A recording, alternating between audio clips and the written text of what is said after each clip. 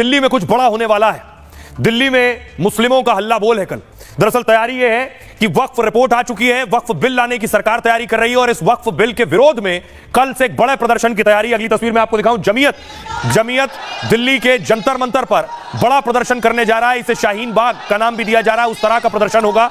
कल से इस प्रदर्शन की तैयारी है जो वक्फ बिल के विरोध में। एक और तस्वीर में आपको दिखाऊं, बाकायदा वक्फ बिल के विरोध में प्रोटेस्ट और प्रदर्शन हो रहा है जगह जगह, अलग अलग शहरों में।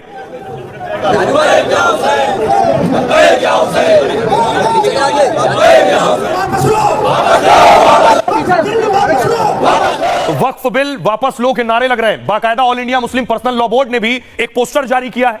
यह पोस्टर है जंतर मंतर का कॉल है। इस पोस्टर में चलो जंतर मंतर 17 मार्च सुबह 10 बजे। अगली तस्वीर देखिए। और इस विरोध और बवाल के बीच बीजेपी के नेता आज एक इफ्तार पार्टी में शामिल होने पहुंचे।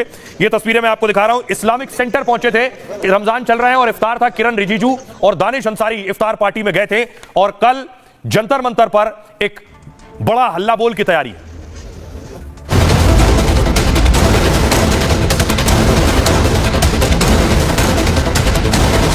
दिल्ली में जुटने वाले हैं लाखों मुसलमान और शुरू होने वाला है भारी घमासान। जिस वक्फ बिल को लेकर ओवैसी और इमरान मसूद जैसे नेता सवाल उठाते रहे, नरेंद्र मोदी की सरकार सिर्फ मुसलमानों से नफरत की बुनियाद पर वक्फ का कानून बनाने के लिए बिल को ला रही है। उस बिल पर संसद में बहस होगी तो संसद से कुछ दूर लाखों मुसलमान वक्फ बिल के खिलाफ आवाज बुलंद करेंगे और सरकार पर बिल न लाने का दबाव बनाएंगे। वक्फ पर जो बिल ला रहा है पार्लियामेंट में, पूरी जेपीसी की प्रक्रिया होने के बाद में वो बिल पर हमारे बहुत सारे एतराजात है। जंतर मंतर पर होने वाले इस महाधरने को शाहीन बाग पार्ट 2 का नाम दिया जा रहा है और चर्चा है इस धरने में ओवैसी जैसे सांसद भी आ सकते हैं। अब देखिए क्या तैयारी है जमीयत की, कितने लोग आने की संभावना है और क्यों इसे शाहीन बाग कहा जा रहा है। अब से कुछ घंटे बाद दिल्ली में मुसलमानों का हल्ला बोल होगा। लाखों की संख्या में मुसलमान जंतर मंतर पर धरने पर बैठेंगे, वक्फ बिल के खिलाफ अपनी आवाज बुलंद करेंगे। दरअसल वक्फ बिल पर जेपीसी की रिपोर्ट तैयार हो चुकी है और इसी सत्र में संसद के दोनों सदनों में पेश करने की तैयारी है। तो संसद भवन से 2 किलोमीटर दूर मुसलमानों का यह भारी बड़ा प्रदर्शन होगा। सीए एनआरसी की तरह सरकार पर दबाव बनाने की कोशिश है। इसकी अगुवाई कर रहा है all India Muslim personal law board.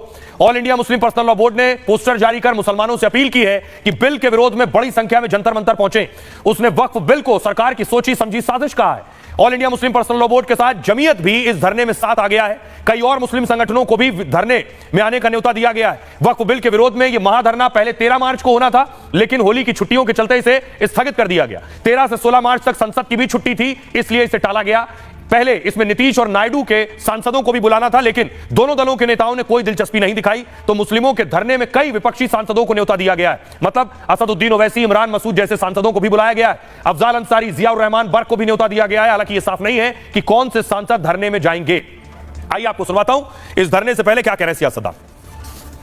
Bharat में मुसलमान आजाद है और मजहबी एतबार से कभी भी किसी व्यक्ति ने या किसी हुकूमत के अहलकार ने मजहबी रसूमात को अदा करने से नहीं रोका। मुस्लिम पर्सनल लॉ बोर्ड के लोग मुसलमानों को गुमराह कर रहे हैं, उत्तेजना फैला रहे हैं। नरेंद्र मोदी जी की सरकार हिंदू मुसलमानों को लूटना चाहती है। वक्फ बोर्ड की जमीन जो है ये कुछ लोगों के हाथ में थी, उसका कुछ समाज के लिए फायदा नहीं था, इसलिए जो बिल आया है इस बिल में अमेंडमेंट के लिए सरकार तैयार है अभी। और वो जो बिल पास होगा तो जो गरीब मुसलमान है, गरीब मुसलमानों को फायदा करने के लिए ही ये बिल पास हो रहा है। नीतीश कुमार जी जो है उसके अलाई हैं एनडीए गवर्नमेंट के और एक सेकुलर पार्टी को बिलोंग करते हैं, तो ये उनकी जिम्मेदारी है कि वो उसको सपोर्ट ना करें इस बिल को।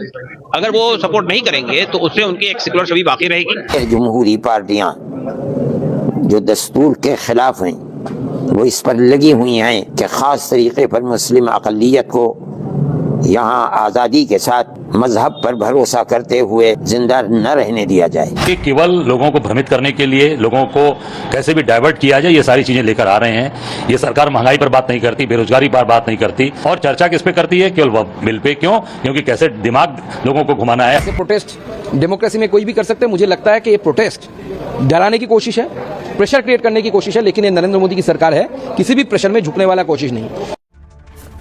आइए खबरों में आगे बढ़ते हैं। आज की एक और खबर है, एक्ट्रेस के बारे में आपने सुना होगा जो लाखों का सोना, कई किलो सोना लेकर आई।